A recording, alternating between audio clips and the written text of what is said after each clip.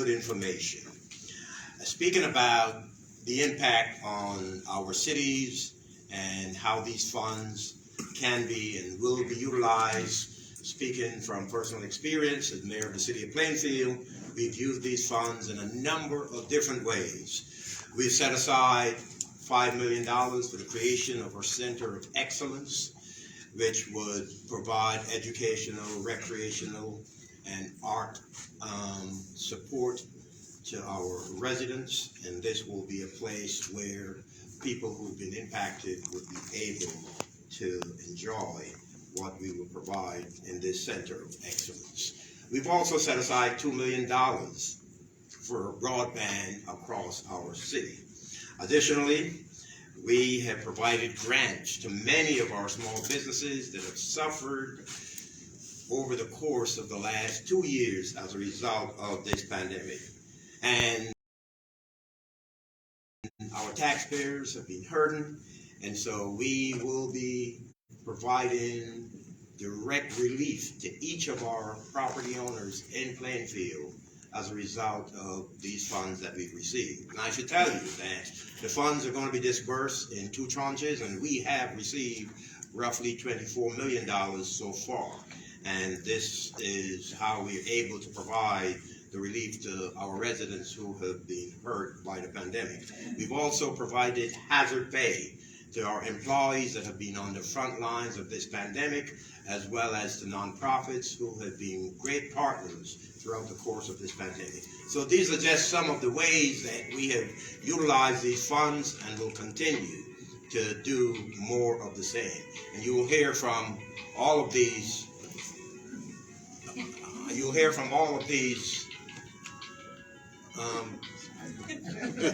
I'm sorry about that. This phone belongs to,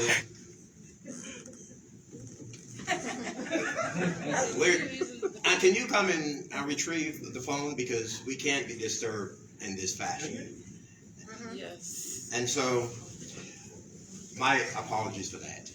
We will get right into it. We will begin this lively discussion, hearing first from Dr. Youngblood of the John Watson Institute at Kean University.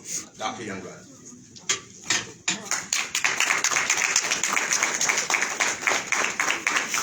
Thank you, Mayor Mapp. Good morning, everyone. It's a pleasure to be here this morning, and a unique and distinct privilege to serve on a panel with these 3 distinguished public servants.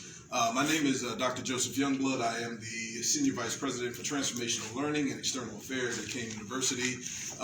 Undergirding my higher education experience has been the honor to be a public professional working in the policy space for approximately 25 years in New Jersey. So when I look at the sort of larger impact of how urban policy has been shaped in New Jersey, working with mayors and working with legislators has been a critical part of the work that we've done at the John S. Watson Institute for Public Policy over the course of the last 30 years. So it's my pleasure to be here this morning to contribute to what we hope will be an informative conversation, but also one that will shape how we're looking at building system structures and strategies that ensure that where we intend these resources to go in the communities that we intend to be positively impacted by them, that those systems are allowing that to actually happen in fact. So again, it's my pleasure to be a part of this discussion. The first piece in terms of the presentation overview, and I'm really here to be the palate cleanser, if you will, the meat and the substance of this conversation, we designed to really be represented by Mayor Mapp and our 2 assemblywomen here, who are at the front lines, if you will, of drafting legislation and looking at policy and regulatory changes to ensure that there is equity around what's happening with all of the resources that should be pummeling into our communities to support recovery efforts in the urban centers. So I want to talk briefly about the American Rescue Plan and its tracking and accountability systems, and then to really begin to help frame what we think are some of the essential questions that should guide and drive our thinking about the issues related to equity and the impacts of all of these resources that are going to be flowing into New Jersey and into our communities. I'll talk briefly about how we look at the considerations for constructing these systems, strategies, and structures for accountability and why they are important. I'll do that in a brief historical context, and New Jersey is replete with illustrations around what has gone right, but also what has gone wrong in terms of the historical context related to these things. And then I'll briefly also talk about how we look at the considerations for moving forward and what that means in terms of relationship building, particularly around intergovernmental relations and the impact that that's going to have, because what we also don't know is which sources and what the stream will represent for these revenues. Mayor Mapp talked about the fact that some of the CARES funds went directly to municipalities. We don't know how that's going to play out with aspects of how this pool of resources is going to be divided. What happens if it is the state's responsibility to manage that? Those are considerations, again, that we need to think about as we look at building the systems to protect the interests of the least amongst us, the most vulnerable communities, and the most vulnerable people who, again, by design, are going to be people of color, women, and other minoritized groups. So the first piece, again, is just to provide some context for how we arrived at this place in terms of the framing and the structure of the pandemic relief programs.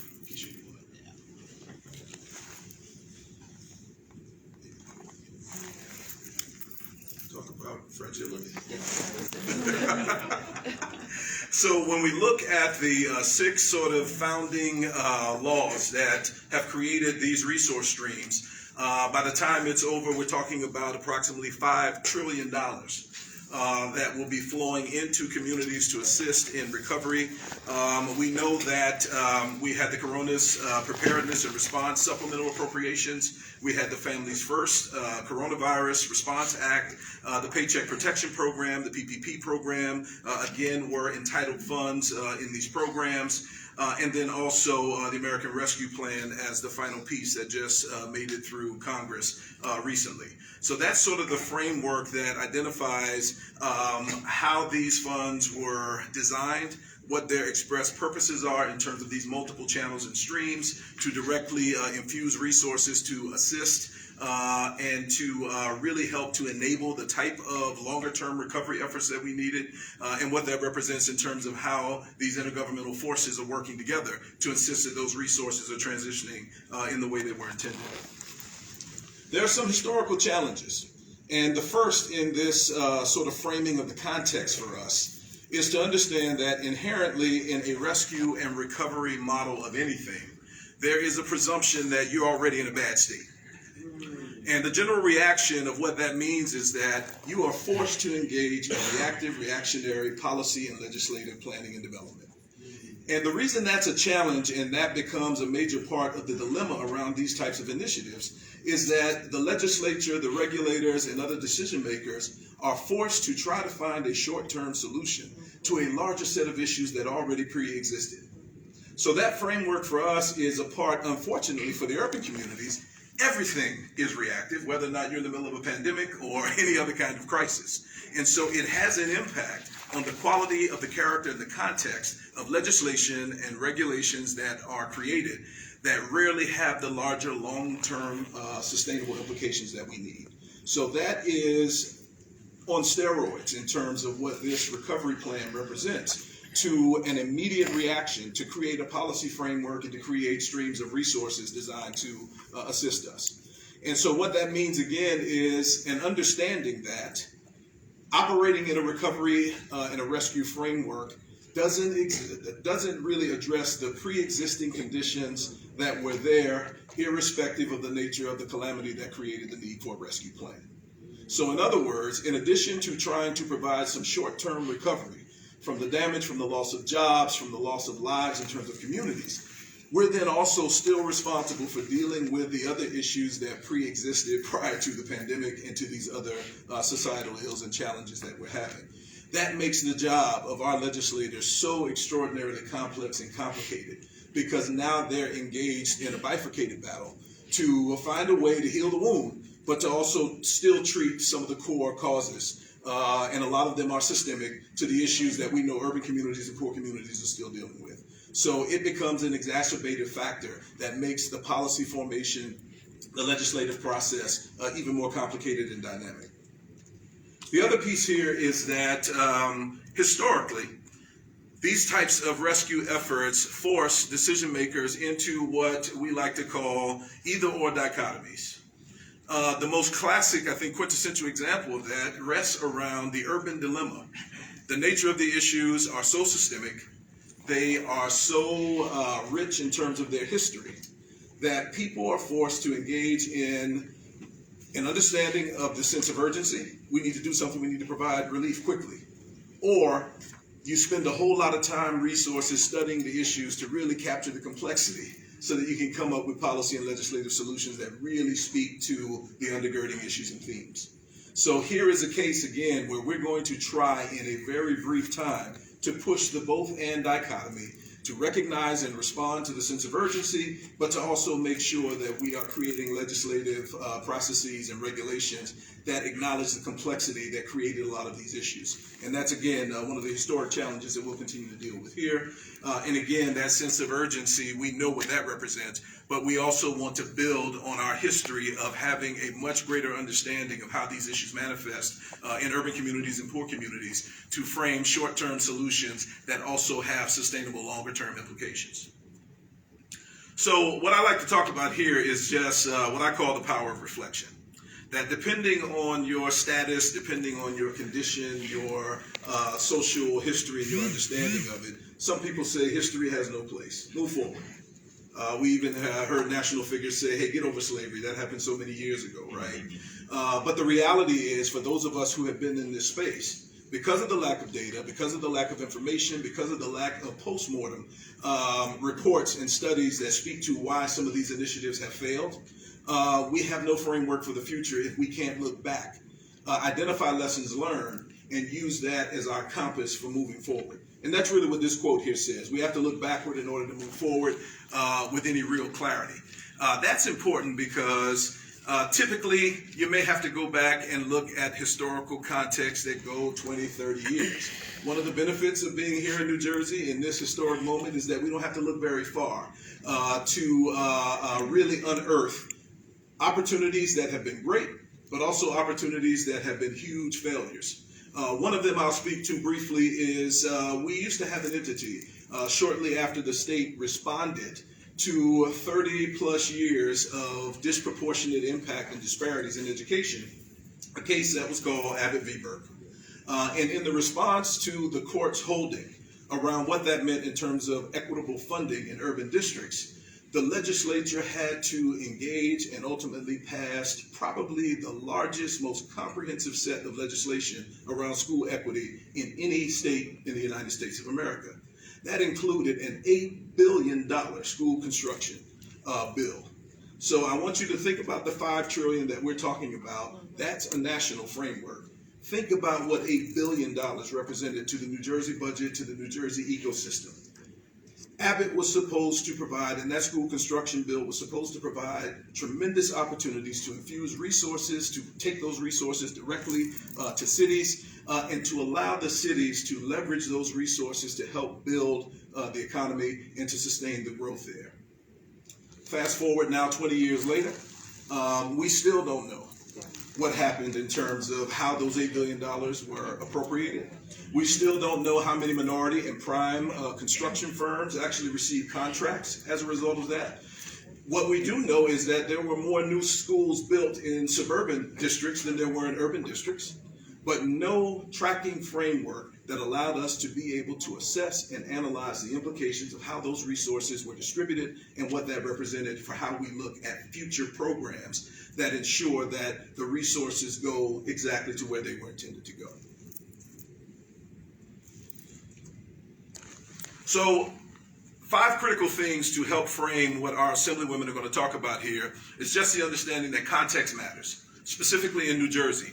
One of the exciting things, and I know that Mayor Mapp can attest to this, our legislators can attest to this, is that there is no uniquely defined urban experience in a state like New Jersey. At the end of the day, we have within the Urban Mayors Association the mayor of Newark, the mayor of Jersey City, the mayor of Plainfield, seated at the table with the mayor of Bridgeton, Millville, and Vineland. So one of the things I found exciting about New Jersey as a policy professional is that our legislators and our decision makers understand that. And so when they sit to the table and they're talking about what it means to create policies that have a global impact, that speak to the character and the context of some of these municipalities. They bring a very different mindset to what that means. One example of that is that during the COVID crisis, as policies and regulations were being positioned out of Trenton, the mayors were at the table saying, social distancing in a Wegmans is very different than social distancing in a bodega. So at the end of the day, we can't have a huge policy mandate that says that we will allow 150 people in a store at a time. What does that mean for Perth Amboy? What does that mean for Plainfield? Different implications because the nature and the character of the context are so different. So as we think about these systems, structures, and practices that support accountability and tracking, we have to do so with a particular attention and respect of the differentiated context that they exist in a place in a state like New Jersey. Identity matters, the culture and the history of the people in these municipalities matter, and the values matter in terms of how we prioritize where these resources go, who should be the direct beneficiaries, and how we are supporting and holding the systems accountable for that. And at the end of the day, ultimately, you'll hear from all of the panelists, relationships matter, how you as community people, how you as municipal people engage with your elected officials to, again, insist that there are structures and systems that promote accountability is a critical aspect of moving forward. Lastly here, I wanted to leave with a framework for how the federal government is positioning the accountability frameworks for these resources that are coming through the American Rescue Plan. The ARP funding allocation is being tracked by an organization that was created during the pandemic called the Pandemic Response Accountability Committee. Again, this group will have oversight of about $5 trillion in programmatic programs related to the pandemic. What we know is that their website is very interactive. It gives, even in some instances, real-time data and updates on how resources are being spent, where those resources are going. We encourage you, and I have the listing here. We'll make sure that everyone has a copy of this, to go to that dashboard so that you can see the comprehensive nature of how a lot of the tracking systems are coming together. But the critical piece in terms of my closing here is to say here are a few of the important considerations. One, I talked about intergovernmental and interactivity within these agencies to promote efficiency. Efficiency, why? Because we simply don't have the time to labor and to think about these, because these resources will be gone and our communities will be left behind. We have to look at inclusive and transparent processes for audit and compliance. So how are we engaging our legislators? What role are we playing as citizens in making sure that we have access to the information and to the data? And then lastly, in classic sort of innovation terms, we have to be able to think fast on the front end of this, quickly create the structures that are going to provide support and accountability and auditing for how these resources are spent and how we're tracking them. And then most importantly, we're going to have to assess fast with the understanding that it's going to be speedy implementation that allows us to do the course correction, to be able to redeploy funds, or again, to reshape the systems and structures. And again, I had a parenthetical note there to myself to say, if there were any small business people here or business owners, the first round of the PPP process was onerous. It was unbelievable. I can't begin to tell you the number of clients and constituencies that we heard from who said there is no way we have the internal infrastructure to be able to qualify for these PPPs. Kudos to the federal government. The second iteration of that, we knew a lot more. There were greater supports that were provided. So the course correction happened quickly, and there were more people in the second and third rounds who benefited from that. So thank you very much.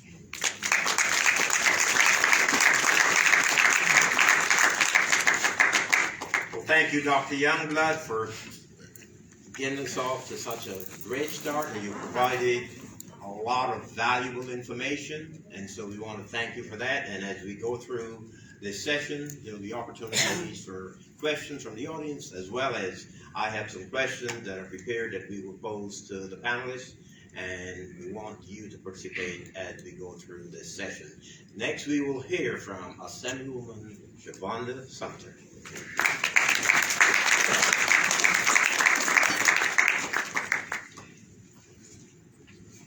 Good morning, everyone. Good morning. Good morning, everyone. Good morning. Thank you. All right. We're here for a reason, for this appointed time. That's it. So I want to start by thanking Kane University and the urban mayors for allowing the Legislative Black Caucus to join them in this panel. If we learned nothing else during this pandemic, is that our relationships mattered, partnering with our local leaders mattered, and leadership mattered. Yes. We had to have a heart for service, unlike any other. At the height of this, and I know we don't like to go back to that dark place, that dark moment in time, we were making phone calls. We were about 30 on the phone, and then you didn't know who was on the phone, and then people didn't know what the mute button was, right? So we were having real talk, whereas prior to that, we were moving past each other.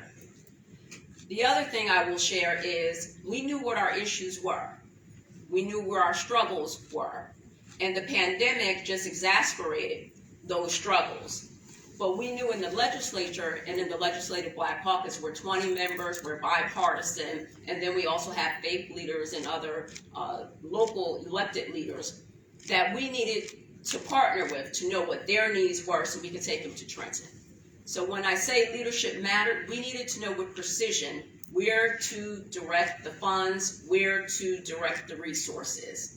And we were no strangers to this because we had these ideas that were visions and dreams and goals for 30 years that were now at the right moment in time where we had resources to address those issues. We had to put a face with it, and then we had to put a dollar sign with it. So I want to talk a little bit about racial and ethnic impact statements. This is something that we did in the legislature that was popular in 2018. And it's solely focused on criminal justice reforms.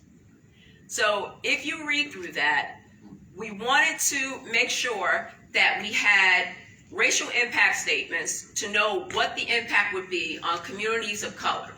We have every report that shows there's a disproportionate impact on use of force, on charges, criminal charges for persons of color, Black people in particular.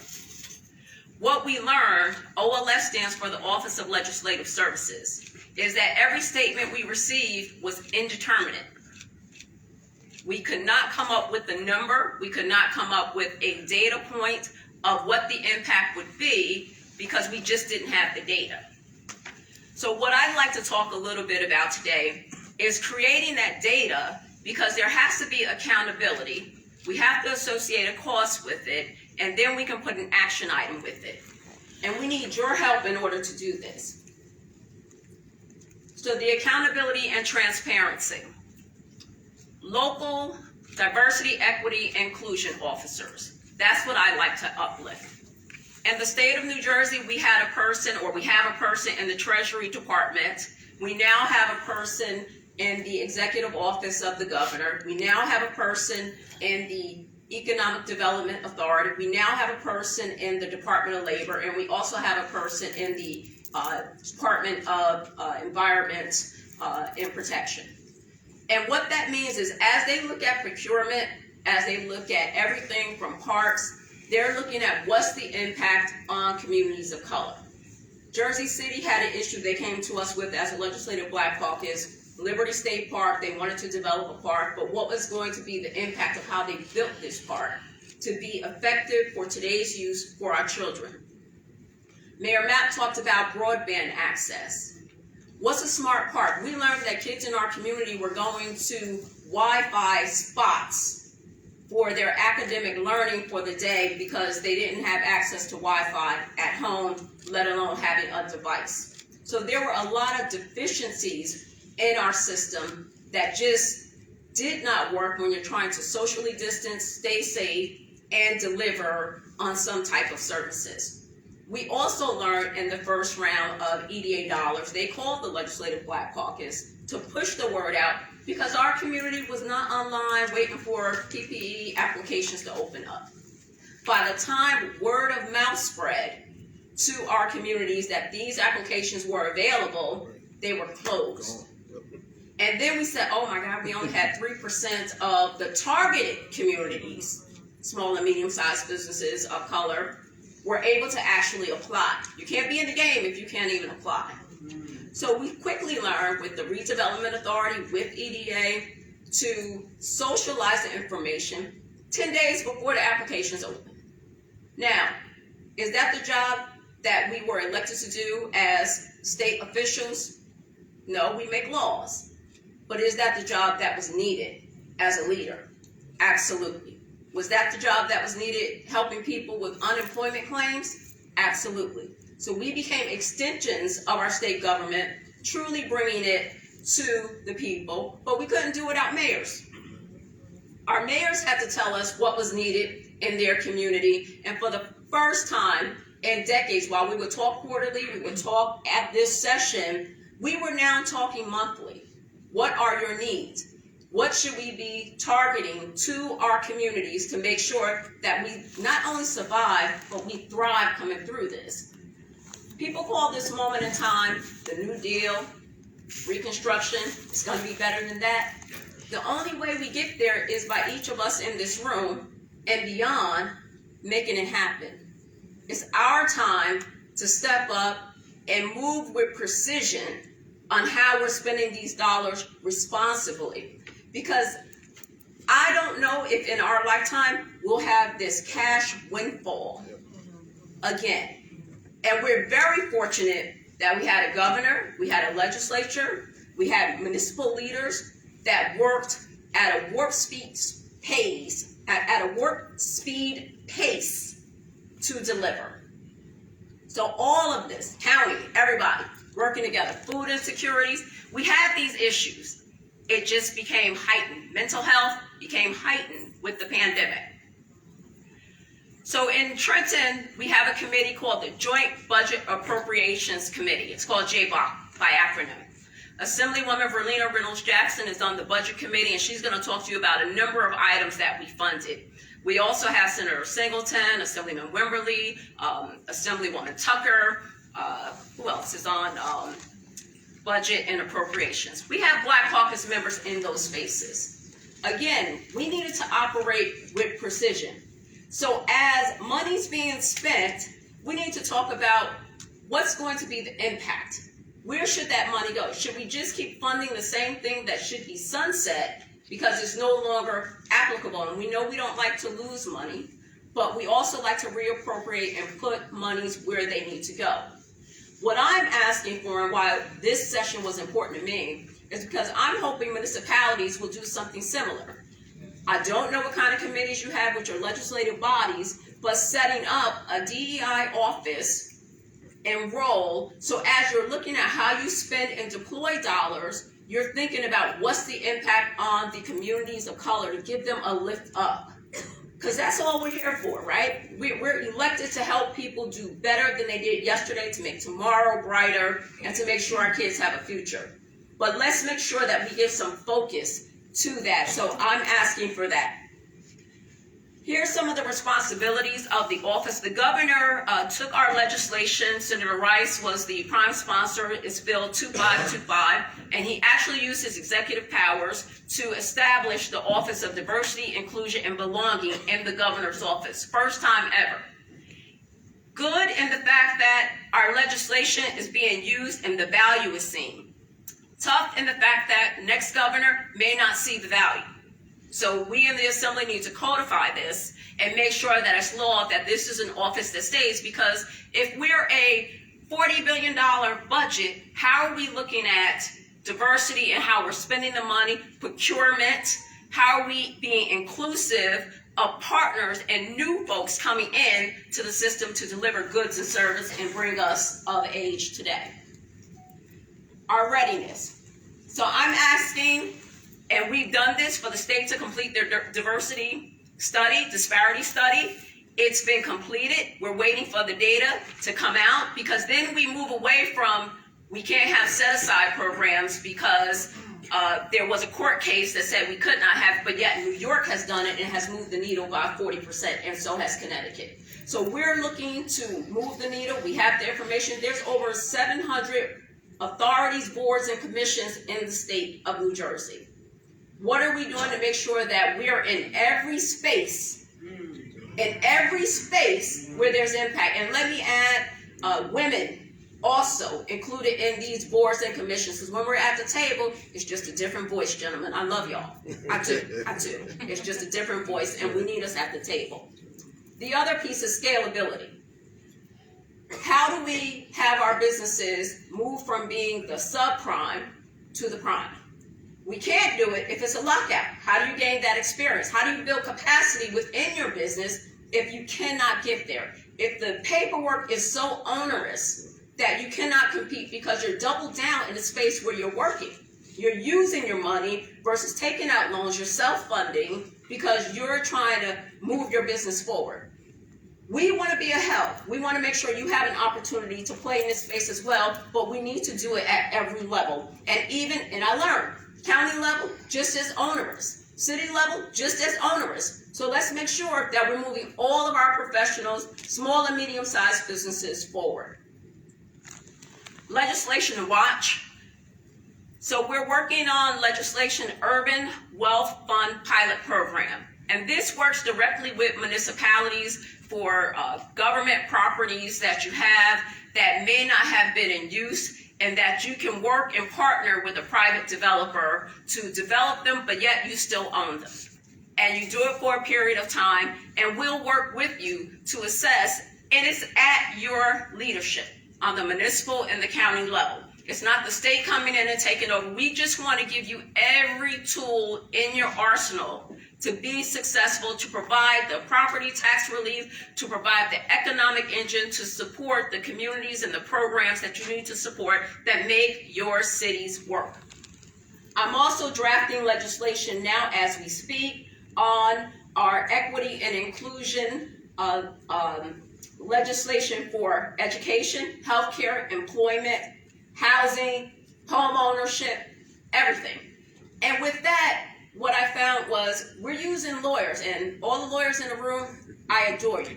I need you when I need you. I adore you. But in our Office of Legislative Services, for this role, I need an economist. I need an economist to assess and share with us what the impact will be, and then they can work with my lawyers to make sure the language works. So we're working with the legislature to get that type of specific credential, because then I will not have statements that say indeterminate. I will have statements that will show the percentage, especially coming off of a census, of the different cultures that will be impacted, that's coming in, what the future generation looks like, and we can move with precision to see the change that we're looking to see, to have the vision for New Jersey for a better tomorrow. Thank you all, and I'll be here for questions.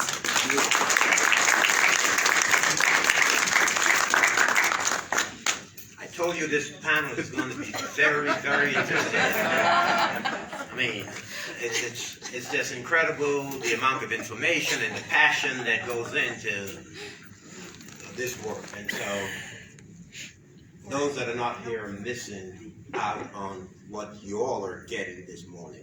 Next, we'll hear from Assemblywoman Reynolds Jackson.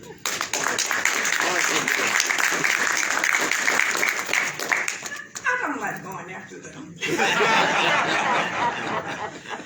But the good thing is we have these relationships, and so it's not new.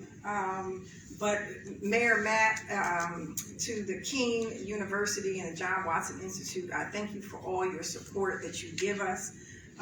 As we talk about these conversations, I love the way that we laid this all out.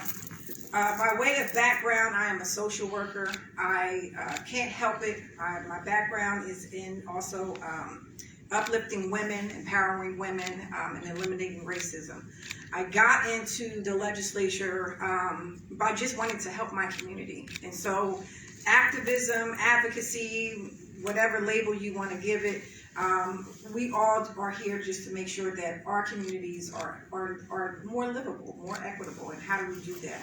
And so as I partner with King University, with the Watson Institute, with the Urban Mayors Association, we have these running things. And so Dr. Youngblood, thank you for laying out that structure for us today. And then Assemblywoman Sumter, as the leader for the New Jersey Legislative Black Caucus, it's just so great to work with people that understand the logistics. So I want to know how this is going to impact me in our neighborhoods every day. So we talked about a lot of the higher ups from the federal, from the state. How do we get these resources down to everyday people? And that is the ripping of the veil that COVID did. We talked about food insecurities. Our children go to school, they look forward to the breakfast, the lunch, and I'm happy if you got a snack to go home. I'm happy when we can partner with the communities that says, here's a bag for you to have over the weekend, because we have food insecurities. That's a real thing. These lines, when people lost their jobs, it was always paycheck to paycheck, but this lasted an incredible amount of time. And so, I'm about to be homeless.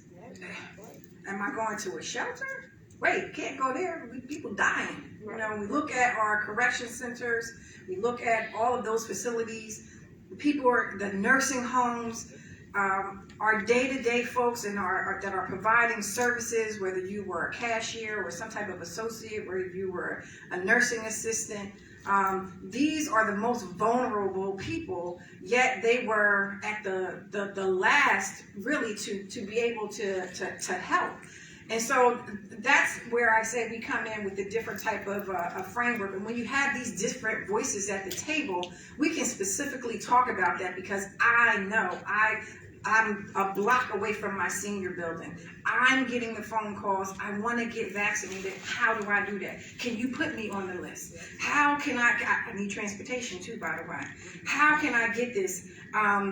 It's still ongoing, but I believe that we're in a space now that we can help folks. And so we are continuing to make sure that we listen for our small businesses. I work with EDA.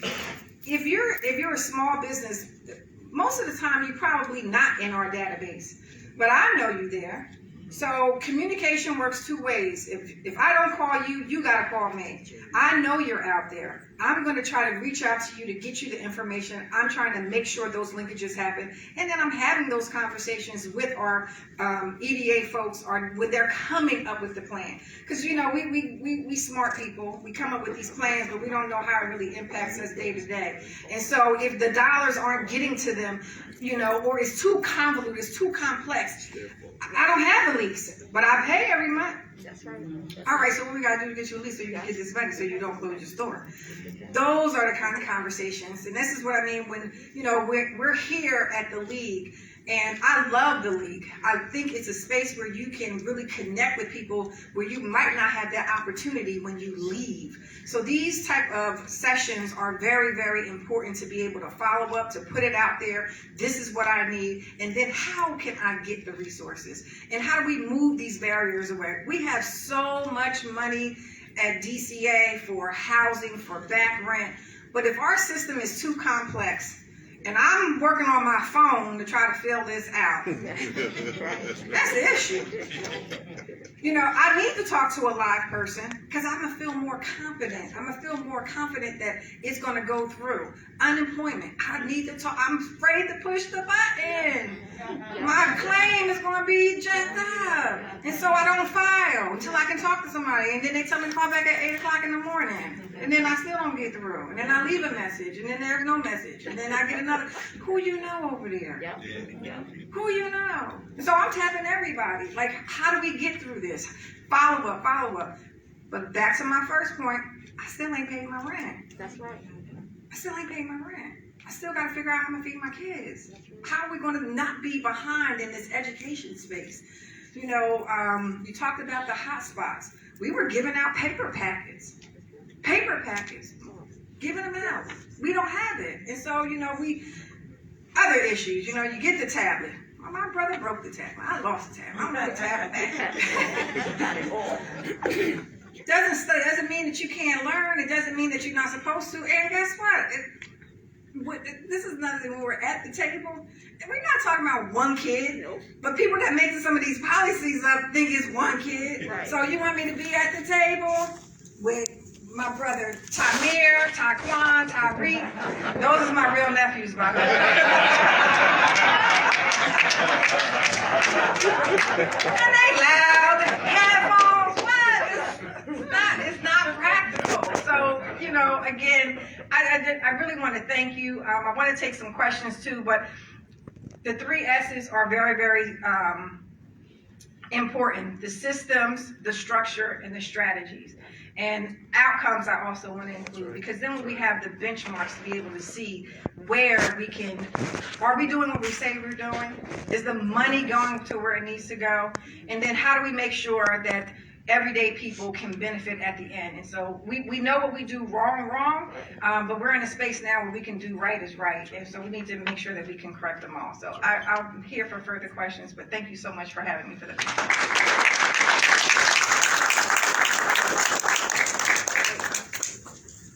Well, thank you, Assemblywoman Reynolds Jackson, for your presentation.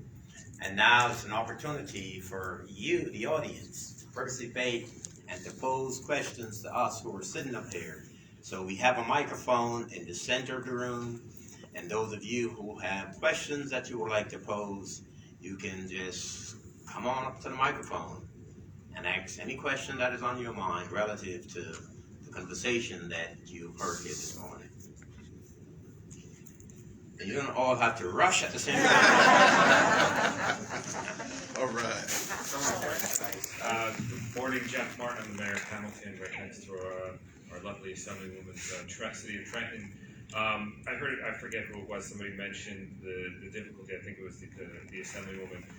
Hamilton's a community development block grant community. We've received a number of funds specifically for the rent and mortgage relief, but we're having the same problems around the state, around the country, and spending it all. My latest, I think, total was we still have over $100,000 still to give to people because of the restrictions. And I didn't know if anybody has any advice on other ways we can use it, other ways we can communicate using it. We have a lot of people who applied, but they didn't lose their job to COVID, or it wasn't directly a COVID reason, and so we had to deny them, right? And it's heartbreaking to see people who still can't pay the rent, but you can't, under the federal laws, provide them those resources. So that was one of the things I heard that I had a follow-up question. Appreciate it. I think I would suggest that you have a deeper conversation. To me, everything is COVID related. Figure out how we make it work, and then to see and then categorize. If you're finding, again, doing a little research, why are people being denied? I know there was one instance you couldn't have, I think it was more than $5,000 in the bank or $10,000 in the bank. What difference does that make if I'm not working? Why is that a barrier? And so we had to have those kind of conversations, say remove that, because again, that's stopping people from being able to get this assistance. I say drill down a little bit deeper to figure out other ways that we might be able to do it without breaking the law, of course. But what else is there, and how, is there something we could work with the landlord versus the tenant? Maybe it's in that space. I would also add how important it is for municipalities to really dig deeper within the health, human, and social service ecosystems within the county and within their municipality. I mean, for example, the Wilson Center, I know there in Hamilton, was working with this population. They have a program that is not as prominently sort of identified, but they were also providing assistance. So how you look at partnerships and relationship building with your nonprofit, your non-governmental organizations, and some of your quasi-governmental agencies to really identify people and to provide the supports that allow them to work through those processes becomes, I think, a critical element of ways that you can find people who we know are in need of those resources to be able to make them available to them. Yes, and I think that there's more flexibility, quite frankly, in how these funds can be used that we may think, upon looking, at first at the rules and regs that were handed down. And we have used the funds in Plainfield in many different ways to provide a level of relief to our residents and our businesses that they need. And so I would just, suggest, Mayor, that we take that deeper look to see how those funds can be spent, because the one thing we don't want to see, we don't want funds to be clawed back. Funds were given to provide relief to all of the people in our cities, and everything that happened over the course of the last 18 to 20 months has been as a result of this worldwide pandemic. So there's more flexibility in how we can use the funds than we think. I wanted to add, I was at a session yesterday with the Director of Local Government Services, and Director Suarez talked about the lab, where they help municipalities do exactly what Mayor Mapp is talking about. So I would suggest that you reach out to local government services to see what other areas you would be able to use that in. And it was phenomenal. She said they're really making sure that they can do that. But every town is different, and I think you would benefit from that. That's the lab. I can't remember what the acronym stands for. Sir, you may Yes, ask sir. a question. Thank you very much. My name is Akil Kalfani. I'm a professor at Essex County College, but I'm also a congressional candidate. And I'm here to ask today, though, if we're thinking about how we're looking at the impact of all the legislation that you all are talking about, and I want to thank you for breaking it down the way you did. But we have, I think, an issue that's burgeoning that we really haven't talked about that's going to be popping up in about 6 months or more. When you look at what's happening with the renters and some of the homeowners, that the numbers of potential homeless people is getting ready to be dramatic. And we really have got to come up with another strategy. And I was talking with folks the other day about us just pushing that issue to other neighborhoods. But I think at the state and the federal level, we've got to really think about how do we address that issue so that it doesn't just blow up in our faces. Because I think that the number of homeless is going to impact. And I want to just, the second piece of that is on your, the disparity study, because I think that disparity study piece, when is that going to come out? And is it going to anticipate this type of thing so that we have a much more proactive approach to it that looks at where the margins are currently of potential homelessness, but also all those renters who are now 6 months, 7 months behind, and all of that's becoming due. If I couldn't pay $1,000 before, how do I pay $6,000, $7,000, $8,000, $9,000 today? Yeah. So a couple things. Assemblywoman Brittany Timberlake and Assemblyman Benji Wenberly, both Black Caucus members, are double down in that space. Projected is close to 700,000 people that will end up in homelessness by 2024, if you will. We are looking at all of this. We've done the moratoriums. We're also looking at what type of grant programs. We've done forbearance on the back end in the state of New Jersey, but it's still on the back end, and people have to, at some point, pay it. It's also landed folks with a credit impact as well, a credit impact as well. So again, that impacts you in sustainable ways as well. So we're going to have a lot of work to do as we go back in this session. I look forward to keeping that conversation open. You're in Essex County. Assemblywoman Timberlake is in Essex County, and she really is working hard on this space, from sheriff's sales to making sure the family have a chance to purchase it with a 3% down versus 20% down if they or a family member will live in that house. It is our goal to keep people in their homes, but we're going to have to work hard at it. And we're also going to need all of you to keep us abreast and looking at how we use resources to support them. And there is a bill out now. I can't remember the number, but it talks about credit worthiness. Where you're not penalizing someone for an eviction, because that's part of the issue now, right? So I get first month's rent and security, but when you go do my credit check, if I got an eviction, then you're not going to want me. So how do I find housing now? I had a conversation just yesterday. A family is living at a shelter, paying $1,700. Not a shelter. They're sharing space, but they're paying like a significant amount. But she can't find an apartment because her credit is not right. So how do you do that? So there's a bill out now, and I would just suggest you look up and come and testify in support of it, because that's a big one.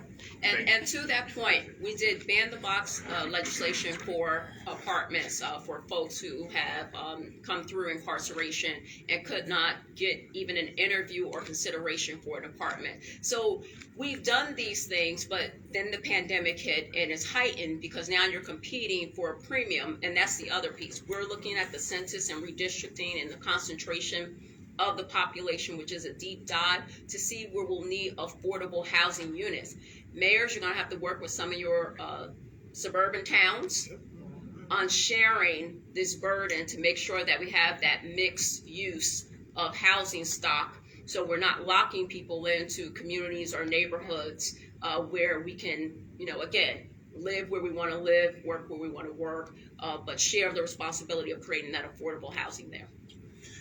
And I should add that in the infrastructure dollars that will be flowing to the state of New Jersey, I think a representative from Senator Booker's office mentioned $1 billion that will be coming to New Jersey. And infrastructure is not just about roads and bridges, but when we look at homelessness and the people that you refer to and how so many of them are going to be out on the street, I think that as members of the legislature, I think working in partnership with the governor's office, I think that we could look at some creative ways on how we can spend the infrastructure dollars that will be flowing into the state of New Jersey to help provide relief to that vulnerable population.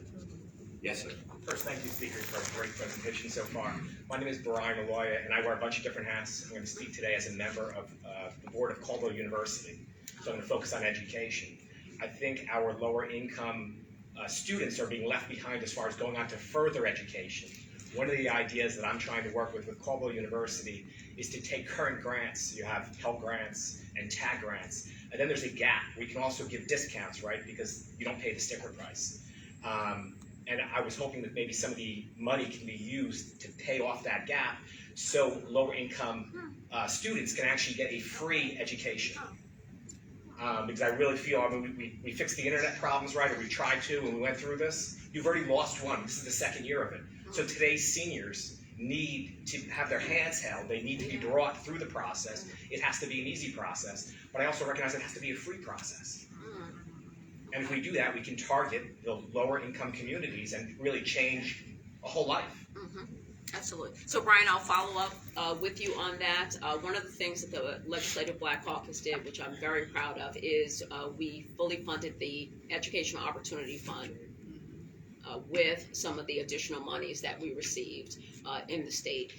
And we partnered with our higher education institutions for that purpose, and I'm a benefactor of the EOF program because it just was not affordable, had I not had that opportunity, and it's dollars well spent. So however we can lighten that burden so that we continue to make sure New Jersey's #1 for the second year in the row, even in the pandemic, for its public school education. We lose them when it's time for college. We did do the Garden State Guarantee program as well, but how do we socialize these pieces? We did free community college, but how do we get them to that next level when students, have the family issues, maybe an older student, and responsibilities? So we really want to work towards that end. So I look forward to talking with you about that. I love that our big universities are here, Essex County and Keene, but I point out that I believe the Caldwell universities also hold a special place. We're more hand-holding. And we're more individualized. And we also have Bloomfield College, which is another Polish and minority serving institution also, who's in trouble. Yes. A program like this can not only help that school, but help continue to provide the necessary resources to the communities that it serves. Absolutely. And I just want to add that when I talked about this framework of the continuum of sense of urgency or complexity, the issues that you just talked about really capture what makes that whole framework so dilemmatic. So, for example, what we know in terms of tuition assistance and other related things, we have to now look at the threshold and a much more qualitative understanding of what living in poverty represents. So we look at the issue of food insecurity and housing insecurity. There are people who pre-COVID never thought that they would be considered in either of those categories, right? And so how we look at what assets people have and how they show up on paper versus how they show up in reality has direct implications for how we look at providing relief, and that includes around issues of access to education attainment. So when we look at these thresholds now, I think COVID has forced us as legislators, as decision makers and policymakers to really find much more comprehensive ways to assess what that means. So is the $65,000 a year threshold enough? because what we know is that one pandemic, one missed paycheck, and people find themselves in places that they never thought they would be. And so we have to now have mechanisms in place that allow us to capture that complexity. So thank you for that, because I think that provides a wonderful illustration of what I was trying to express when I talked about we have to have the both and dichotomy in terms of these policy frameworks and formations. So, talking about higher education, and this one could be for you, Doctor, or for any of the panelists, is there a role for higher education in the use of ARP funds to support workforce development as we look at new industries that may grow from the needs arising from the pandemic? And what role can higher education play in engaging state and local governments as we strive to strengthen and grow the workforce? The short answer is unequivocally yes to all of that. That inherent and incumbent of the role of institutions of higher learning is to find ways to increase capacity, to create access, and the specificity of those contexts become really important. So for students who understand that a smaller liberal arts environment like you find at Caldwell or Felician or Bloomfield become an essential pathway for students who will thrive in that environment. There is a greater onus, I think, on my part on behalf of the public institutions who have to do a better job of being better stewards of creating opportunities for access for all students in the state of New Jersey and creating the pathways that allow that to be attainable, affordable, and achievable.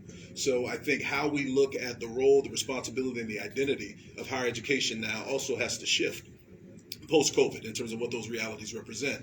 I'm very proud to be a part of a university that has really identified that there's been a niche that has been unfilled, which is a comprehensive research university that is saying we want to focus on the issues that are impacting the most challenged areas in the state of New Jersey and to leverage all of our collective resources around a mission that will support that and be a part of the solution orientation. And that's why Kane is here. That's why Kane is actively engaged in these conversations. That's why we want to leverage the resources and the research capacities of higher education to be able to support our legislators so that they have all of the science and the empirical data that they need to implement legislation that's going to have the intended impacts for the intended audience. So absolutely, we have to do a better job. And again, I like the fact that this governor and this legislature are insistent upon the role that higher education now has to reassume to continue to be a part of the solution.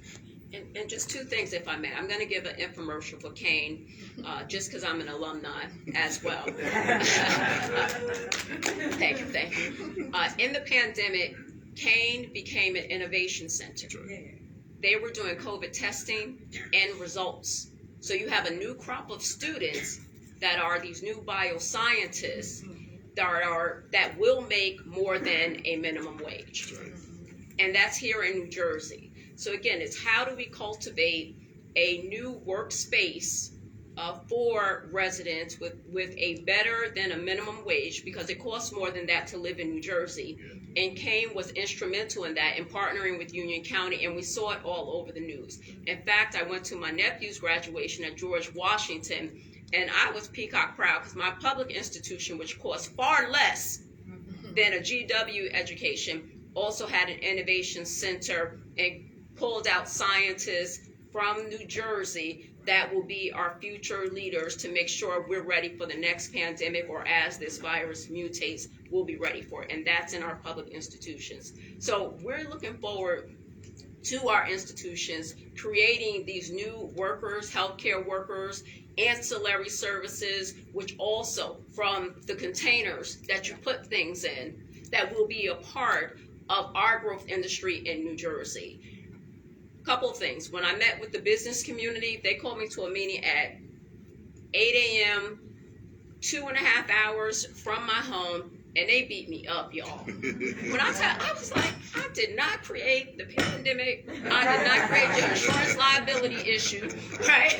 However, they were frustrated because they could not find workers. People didn't want to come back to work, and they couldn't meet their business obligations. And that was something I had to hear their frustrations and feel their pain as a legislator. So again, when I go in that room, we're looking at pathways so we can create a workforce that's ready for them, but they also can partner with higher ed to retrain and retool their workers so that, again, they can earn the income that they're seeking to earn so they can cover their life expenses. And add to that, we talk about the role of higher education in terms of providing research to help us understand empirically what's working and what's not. We were not surprised when we saw national data that identified Union County as one of the best sort of COVID response counties in the surrounding municipalities than anywhere else in America. And so we know that the anchoring impact of the state deciding to use Kane as the innovation lab for testing and for results for COVID had a direct impact on our adjacent communities. And that's, again, we need higher education institutions to be anchors for these communities and to do this kind of work and to be able to assess and research it so that we know how to scale it and replicate it. Yeah. And I think other colleges did that. You know, we look at, when COVID happened, some of our students are homeless. So when you talking about go home, what are you talking about? This is my home. I ain't got nowhere to go. So they were able to stay on campus. They were able to still provide food and resources. So I thought that was genius as well. And then they were able to replicate that throughout the state. What are you doing? And then be able to share the information. So that was one of the instances where we could use those dollars. Yep. Good day. I'm Internet Provide. Addison resident, Plainfield worker. Yes. I'm asking a question about the small business community. In Plainfield, I represent the Special Improvement District. And in trying to assist business owners in applying for some of these assistances, the problem has been that they've already had issues before coming into the pandemic. But the situations are you had to have this issue from the pandemic. But it exacerbated because, okay, you already were behind, so you can't get what's coming forward unless you take care of this situation. Right. For instance, I had a person who was delinquent in taxes, but because she was in default, she can't qualify for any other assistance. There was a person who was behind in the rent before pandemic, so you can't get the assistance because you were already behind. So what can we do at the community level to help people to at least reach the level where they can get assistance? What can we do? And before you touch on that, let me just say that we in Plainfield, we created an application process where several of our small businesses, probably about 50 plus, they responded, they completed this application process, and we were as liberal as we possibly could be in making sure that these businesses were able to get relief. And we did it on at least 2 occasions where we provided grants directly to several of our small businesses, and they were able to use those funds to cover overhead, rent, whatever the challenges that they were facing. And so we did play a significant role in helping many of our businesses. Absolutely. And I'm wondering, and I've been wondering about this for a while, and we'll check with the Redevelopment Authority and the EDA about what options we can put together as this next plan comes out, but we'll also share it with our with Congresswoman Bonnie Watson-Coleman and Senator Cory Booker, because they were instrumental in making sure we have targeted funds for minority, small, and mid-sized businesses. But if the state had navigators to come into the communities to partner with you all so we can help your small businesses and medium-sized businesses figure out the work through. I'm not going to say work around. I'm going to say the work through. Right, the work through. And I would also say definitely with EDA, they have programs out there now that is a partnership with some of the colleges out there. I know in my district we're partnering with TC&J that actually walk you through the process. What do you need? So maybe right now you're behind, but if you're still open and operating, how do we get you to a new platform? Maybe we need to do something with your digital market. Maybe we need to do online services. How do we do this so you can continue the revenue, but also set up structures where you can get caught up? And what does that look like? But they specifically have people to hold your hand through the process. So I think these type of conversations, and again, working intergovernmentally to be able to walk you through the process to be able to get you some help for that business. But it's not just that one. This is the same story we hear all the time. Right. And I want to add to it because I think this is an important piece around accountability. There is a sector that has been interestingly left out of these conversations, right? And when I started this work in terms of policy work, nonprofit development, etc., the philanthropic community, the corporate community understood the importance of giving organizations general organizational development grants and resources. And maybe now, if it helps them feel more comfortable with it, they can call them infrastructure grants for small businesses and for nonprofits, right? Because that's really what it is. Those resources allow startup organizations or new organizations to develop that internal infrastructure, their business architecture, to be able to do the work they're doing, to provide the service, and to do it more efficiently. That's been left out of the conversation. So how we as communities hold community foundations accountable, hold philanthropic and other foundations accountable to say, here's what we know our organizations need if we're going to level the playing field and allow them to be competitive in the grant sort of resource game, but then also to provide a higher level of quality of the service that they can provide that in some instances the public sector is not going to be able to provide. So we have to hold those institutions accountable as well. And again, they've been left out of the equation. So now, for my community, I live in Patterson, New Jersey, and I also have some people in the community in the same situation. They were already behind in the rent and other issues in their household, and because you have back rent arrears and all that, you cannot qualify for the assistance during the pandemic. How are they ever going to catch up? And I think that question was already posed, and we attempted to address that, and we know that it's a challenge for so many of the most needy folks in our communities. Okay, I thought his question was during the pandemic they fell behind, but these people were already behind before the pandemic came. That was part of it. Oh, it was. That was part of it. Yep. So we have about 5 minutes, and I'll pose this last question to the panelists as you think about your closing remarks. And you might have already hit on some of these, but the ARP and the dollars that will flow from President Biden's infrastructure bill are meant to address long-standing concerns in the built environment, i.e. roads and bridges, but also meant to address the racial disparities in systems such as education, housing, healthcare, social services, capital for small businesses, and local entrepreneurs, to name just a few. What tools must we put in place to ensure that the most needy and vulnerable communities and residents receive the support that has historically been elusive? So, as you give your closing remarks, if you can touch on some of those.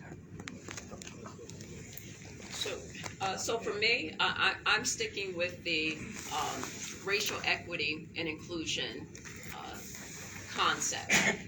If we don't put something like that in place on a municipal level and focus groups, which are communities, so you know what the concerns are, then literally we're reaching back to Dr. Youngblood's point and saying, hey, we had this issue forever. We now have this windfall of cash. And in fact, we have this issue in Patterson.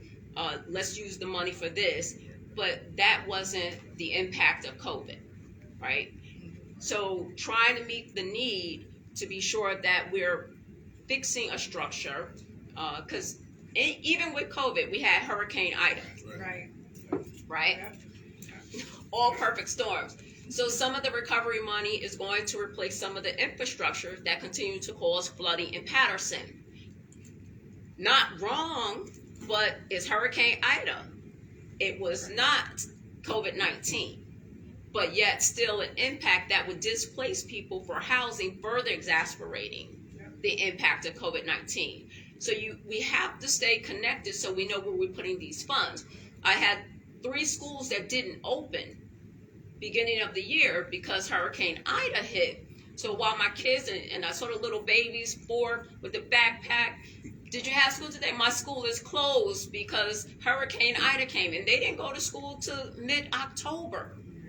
So again, you talk about a learning loss because of our infrastructure and not building new schools and trying to repurpose 100-year-old schools and not having vendors who could work because they were working across the state and everywhere else because it was a hurricane that did not discriminate against where it landed.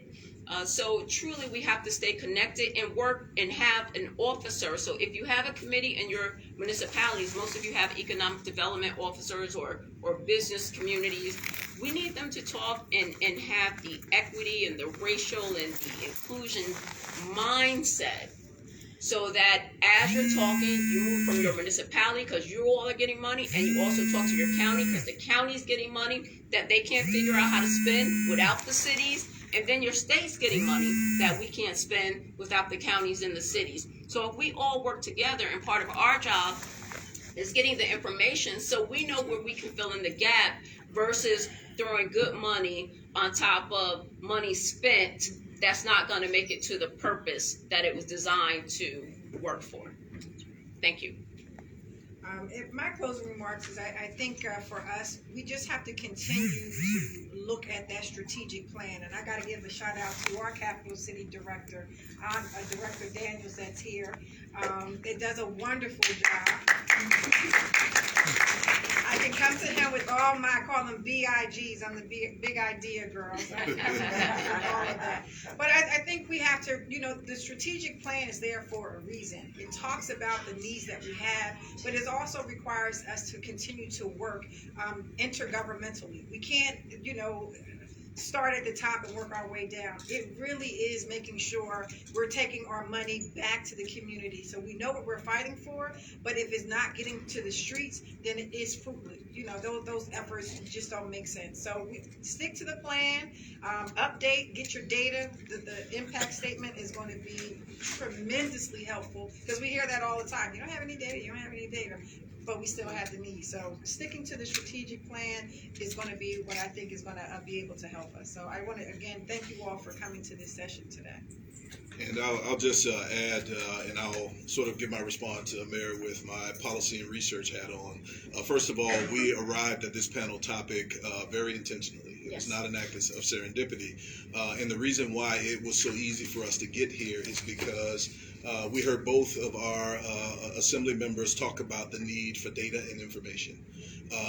Our long-term relationship with the Urban Mayors Association is now connected to what we're doing with the Legislative Black Caucus as an urban policy and research institute that has always focused on finding research-based solutions to create large-scale environmental change because of the uniqueness of the multiple contexts that urban manifests in New Jersey. So that relationship for us is so critical to identifying how we can, look at the data, how we can create research that is culturally competent, that understands the cultural nuances in these communities. There are no cookie-cutter approaches to these issues. And so our partnership with the legislature, with urban elected officials, really positions us now to have a vehicle to identify research-based solutions that are going to, I think, create the kind of sustainable impact that we intended to when we talk about why it's so important for some of these policies, these legislative initiatives, and now these resources to be infused in these communities, and to be able to have the research and the science to assess whether or not it's having the desired impact and effect that we intended. And that's really what this relationship represents for us. So I'm just excited that we're here and that we're moving together collectively as stewards and fiduciaries of our urban communities and urban citizens around the state of New Jersey. So we're excited about that, and again, looking forward to ways that we can allow the voice of the people in the communities that we are doing this work with and for to also help inform how we're moving forward. Let's hear it for the panelists.